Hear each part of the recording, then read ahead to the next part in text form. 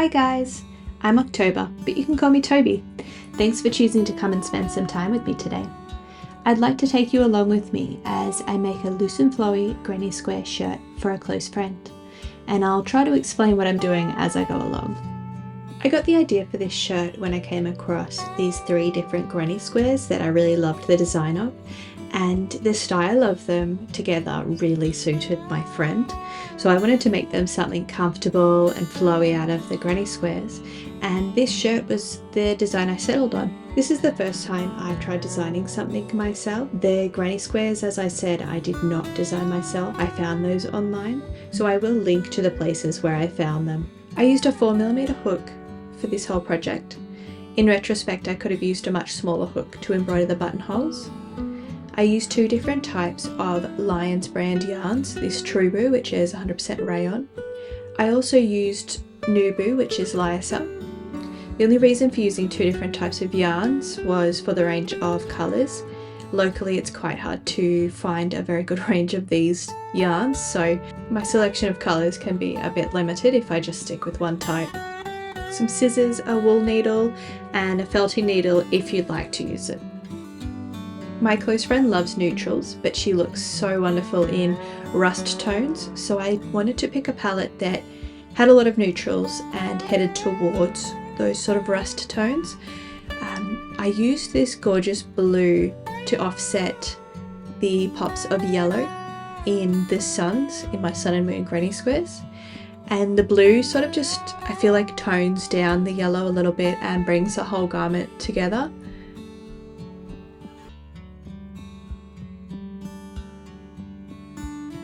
To get started with this project, I worked up a couple of each type of square in both types of yarn so that I could then measure them to see height and width, and also weigh them to then work out how much yarn I would actually need to create a full garment and to make sure I had enough. And once I had worked up each type of square in both yarns, then I was able to modify them, adding on rows to make them all a more similar size, closer to all being 12 by 12 centimeters, which was the size of the largest granny square, which was the sun and moon granny square. After I had worked out those steps, then I was able to draw up a pattern, and once I was happy with the pattern, I could then determine how many squares of each type I would need and in what colors. So I got started making up all of the different squares that I would need, since that was quite a big task to start off the project. I left the planning for sleeves, the center section, the collar, how I would actually join everything and how I would hem off the base until I had the squares and could lay it out and see it as a product. I really struggled to think ahead to exactly how this would look, going from that image of a pattern there to a physical garment. So I really needed to be able to lay it all out. And then once I could lay it out, I actually found that I needed it crocheted together before I could really move forward with the planning. I needed to be able to see it on, to see what then needed to happen. Now that you have an idea of where my head was at with the planning and how I was working through that process, let's go through and make one of the granny squares. The fountain flower granny square, I found that pattern online and followed a written pattern. I can't remember if the website had a video attached or not. I'm sure there are videos of it in places on YouTube, but I will attach a link to the website where I found the pattern. We begin with a magic ring, and then for the first round we are going to chain 1. This chain 1 does not count as a stitch. We will then do 8 half double crochets into that magic ring. And to finish it off, you slip stitch back into the first half double crochet.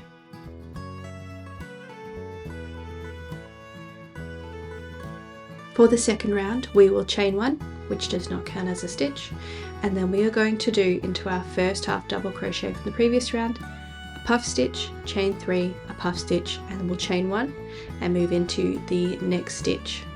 So the puff stitches, you are going to put your hook through your stitch and yarn over, and you will continue to do this until you have 7 loops on your hook, and then you will pull the yarn back through all 7 loops at once to create the puff stitch.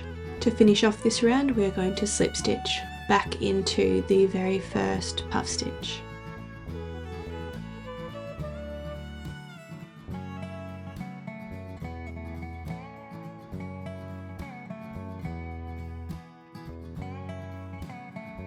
For round 3, we are going to do 3 single crochets into the chain 3 spaces. We will slip stitch into the chain 1 space between the puff stitches, and then we will do 3 single crochet in the next chain 3 space. For round 4, we will be working in the chain 1 spaces between the puff stitches, and you want to work over the top of the slip stitch. So we're not working into the slip stitch, but rather over it. To get round 4 started, we will chain 2, which counts as a stitch. We will do a double crochet into our chain 1 space between puff stitches, chain 3, and do 2 double crochets in that same space between the puff stitches. We'll then chain 2, skip 3 single crochets, and do a double crochet in the chain 1 space between the next 2 puff stitches. We'll chain 2, skip 3 single crochet, and then we will repeat that pattern. To finish it off, we slip stitch back into that first chain 2. For round 5, we will chain 1. This does count as a stitch. We will do 1 single crochet in each of the next 2 stitches. We'll do 3 single crochet in the chain 3 space, 1 single crochet in each of the next 2 stitches, 2 single crochet in the chain 2 space, 1 single crochet in the double crochet, and 2 single crochet into the chain 2 space. Repeat this 4 times. To finish that off, you will slip stitch back into that first chain 1. For round 6, chain 2, do a single double crochet in each of the next 2 stitches. Then you'll be doing a double crochet, chain 1, and a double crochet in the next stitch to create your corner, and then we will do a double crochet in each of the next 11 stitches. For your corner again, a double crochet, chain 1, and a double crochet, and repeat that 3 times. You'll then do a double crochet in each of the 8 stitches that are left and slip stitch back to that first chain 2.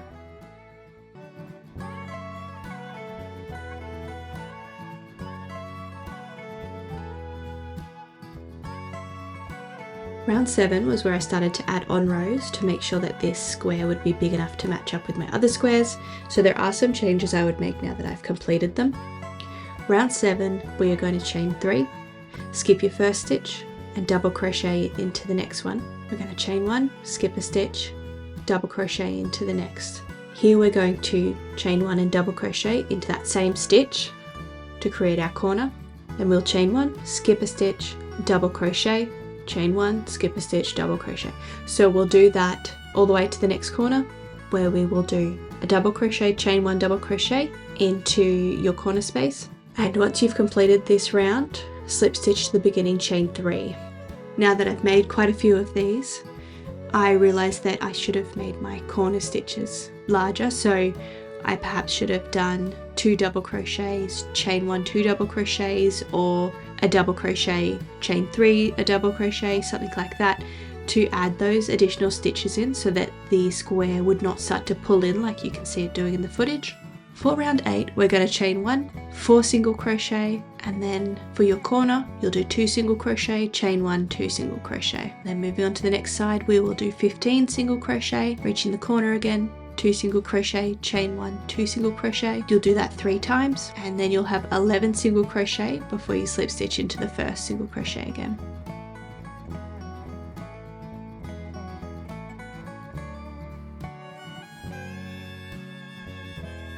Now you can tie your yarn and cut it off, and we'll move on to adding the border yarn.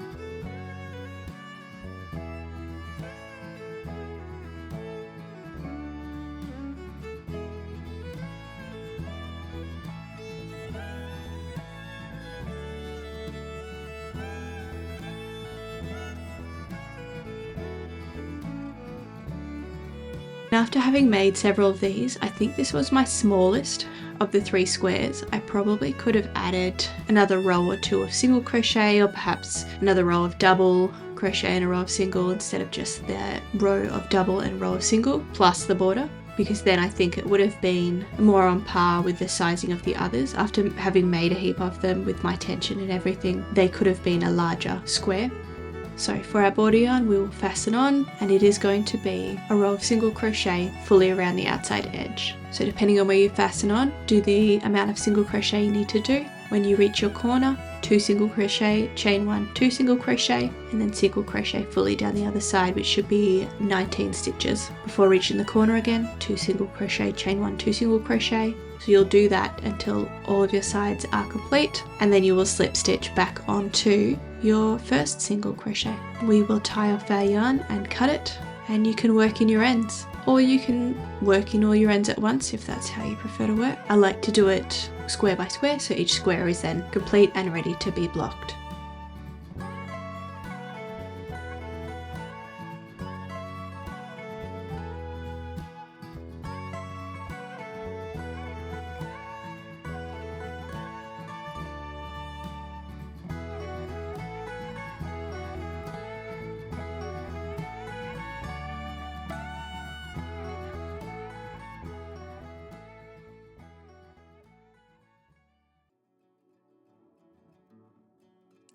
I loved the flower motif on these without it being a super obvious flower. There's such a delicate granny square and they almost look like filigree, or it reminds me of filigree at least. And I loved how delicate it looked, especially with the more obvious motif of the sun and moon and then the standard plain granny square that I paired them with.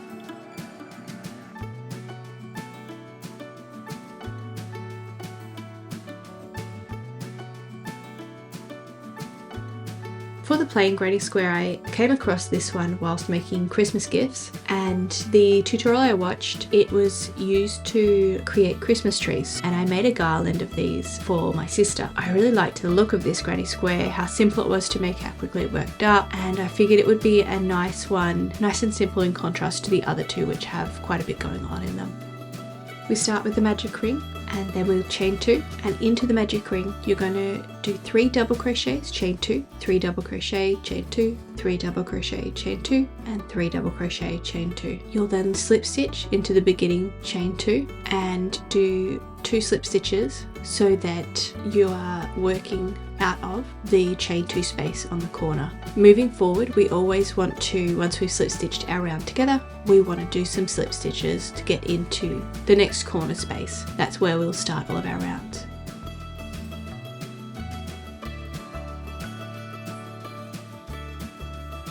For the second round, in that corner space, we're going to chain 3. We will then into that corner space work 3 double crochet, chain 2 and 3 double crochet. We'll chain 1 and move into the next corner space. You'll repeat this for all 4 corner spaces and slip stitch back onto that first chain 3. Then you'll slip stitch into the corner space for the following round.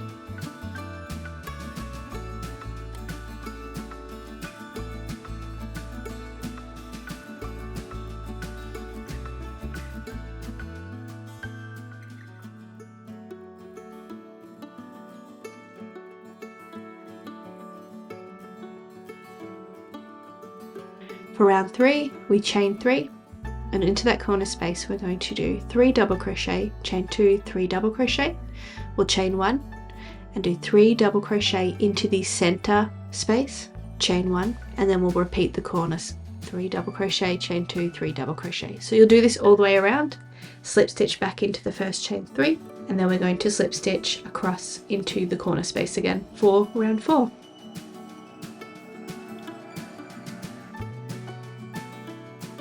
For round 4, we're going to chain 3, and into that corner space we will do 3 double crochet, chain 2, 3 double crochet, chain 1. Into the next space we will do 3 double crochet, chain 1, and we'll continue doing this until we have the full round complete. We'll slip stitch back into that first chain 3 and then do slip stitches over into the next corner space. For round 5, it is the same pattern again. Chain 3, 3 double crochet, chain 2, 3 double crochet into the corner space, chain 1. We're going to do 3 double crochet, chain 1 into the spaces along the center until we get to our corner again. Then you'll slip stitch back into the first chain 3, cut your yarn and tie off.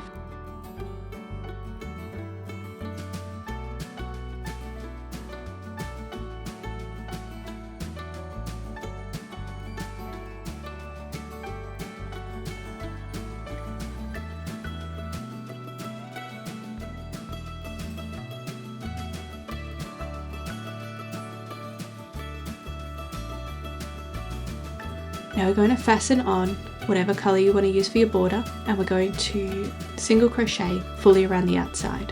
So for where I tied on, I'm going to do 5 single crochet, and then for my corner I will do 2 single crochet, chain 1, 2 single crochet, and along my edges I have 19 single crochet before reaching the next corner, where I do 2 single crochet, chain 1, 2 single crochet. So you repeat this for all sides. For mine I had 14 single crochet to join back up and slip stitch into my first single crochet for the border. Tie off and cut your yarn, and again, up to you if you want to work in the ends for each square as you go, or if you want to leave it and do it all at once.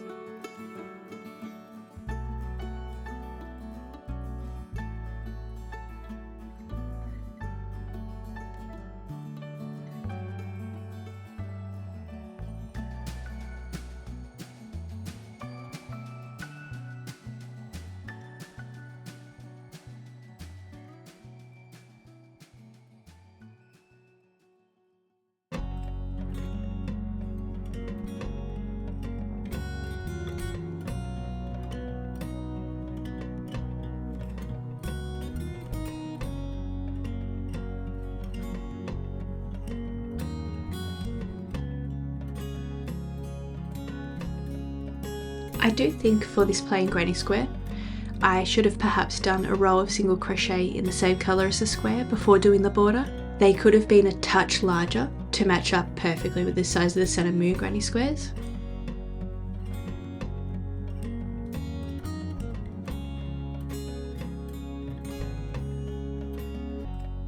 The tutorial for the Sun and Moon granny square is by Craigie's Crochet here on YouTube, so I'll link that in the description if you'd like to go and create these yourself. I happened across these on YouTube Shorts and I just absolutely loved the design.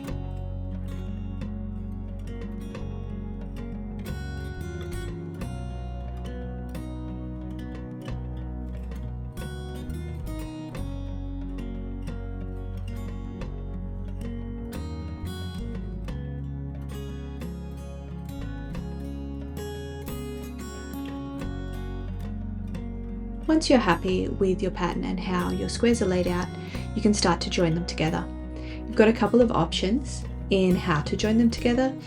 I know a lot of people like to sew them together, but I choose to single crochet them together. I like the seam that is left by single crocheting, and I did want this seam on the outside. I like the texture of it when you run your hands down the garment, and I did not want a heap of seams on the inside of the garment rubbing against the body. I don't really like the feel of seams myself, so I didn't want to put a copious amount of seams on the inside of this garment for my friend to deal with. When joining the squares, you want to find the center point of each square. So the border stitches around each square may differ, the number of stitches may differ, which means you need to mark the center points so that you can make sure your corners and your center point of your squares match up. And this will keep everything in line and stop the garment getting skewed or distorted one way or another. You'll hear me refer to 2-for-1 stitches going forward, and what I mean by that is how I am dealing with the fact that some of my squares have more stitches along one edge than the other. So this Sun and Moon square will have more stitches than the plain granny square will, and so to allow for that, on the plain granny square every so often I'll have to go through a singular stitch and I'll single crochet that onto the corresponding stitch on the Sun and Moon granny square, and when I come back to the plain granny square I'll go through the same stitch again and then go through the next stitch on the sun and moon granny square.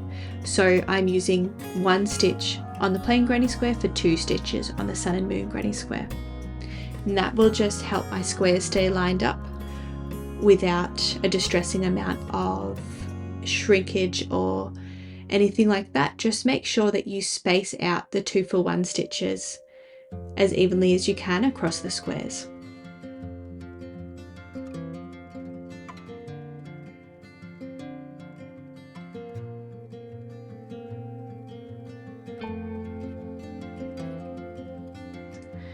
Okay, let's single crochet these first 2 squares together. So we will insert our hook into the corner stitch on the back square, and we will tie our yarn on there. Insert the hook through the corner stitch of both squares and slip stitch through both squares.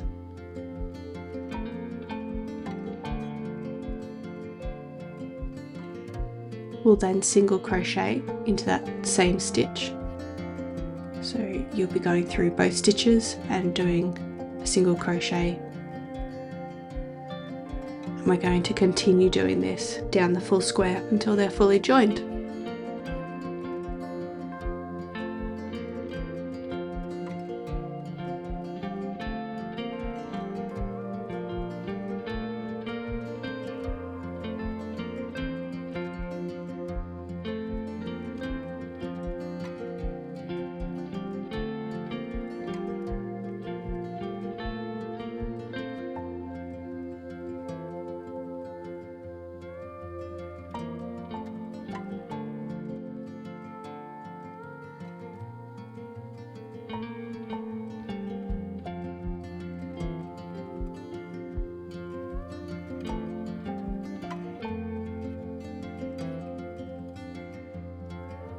See, I'm checking the amount of stitches between the 2 squares here.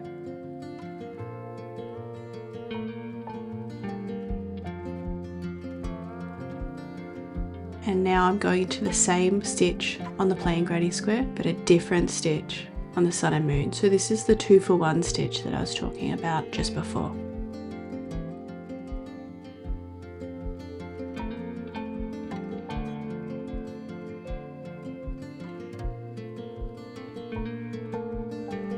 I'm doing another 2 for 1 stitch here before the center point.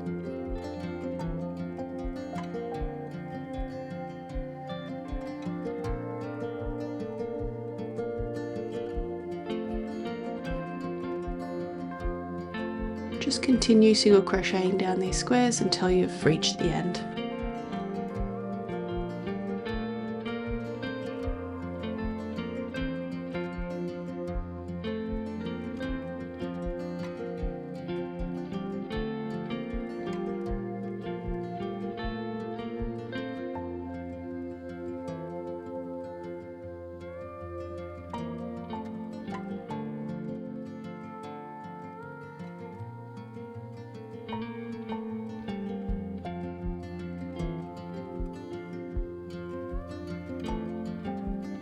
Coming up to our last single crochet for these 2 squares in the corner of each square, do not cut off your yarn. We will actually be going from one set of squares onto the next. So we're doing a seam across the full row of squares. We aren't going to be seaming single squares together and then joining those squares to the other squares and those squares to the other squares. We're doing seams fully across the garment. So once you have single crocheted the corner stitch of the first 2 squares together, then you're going to insert your hook through the corner stitch of the next 2 squares and single crochet that. Make sure you keep your tension across the different squares.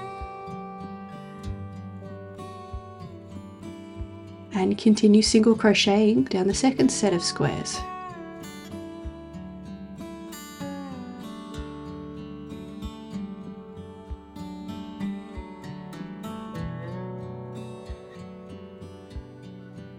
Again, you'll need to use your own judgment on if you need to do 2 for 1 stitches, depending on which granny squares you've used.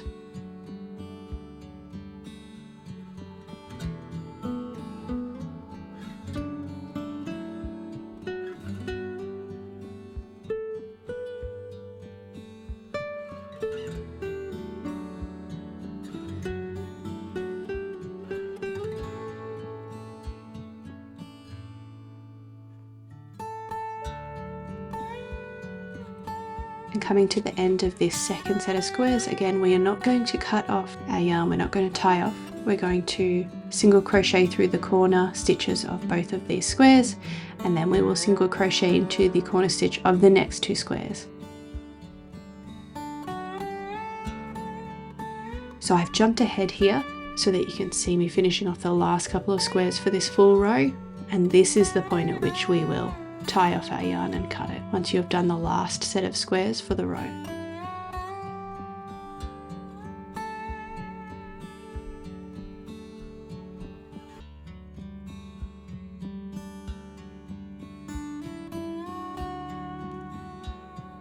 I left all my tails loose while doing this process because I knew I would be hemming the base and up either side, joining the sides together, so there's no need to necessarily work your tails in. You can work them in as you do further seaming of the garment.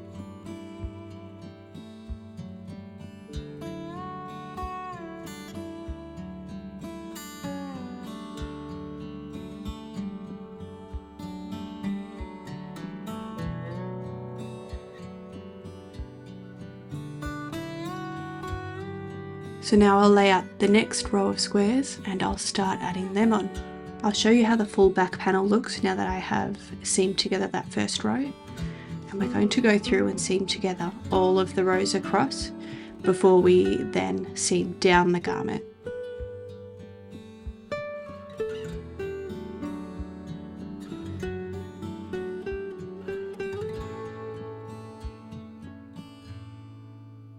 Do the same for the front sections, seam them together across the rows, and then you can do a singular seam up the center.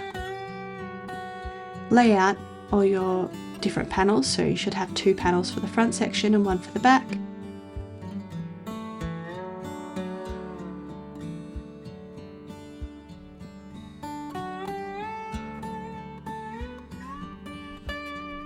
Make sure everything is lined up correctly.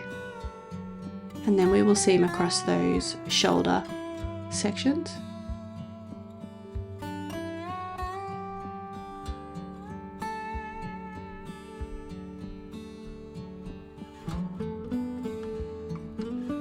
Now all my seams are done and I'm ready to move on to the next stage of the process. I'll have to have a think about how I want to approach the next stage. So I'm going to finish the video here for today. I'm really happy with how much I got completed in this video, and thank you so much if you stuck around with me for the whole thing. Hopefully you'll join me for the next video where we continue on making this shirt. I hope you have a great day. Bye!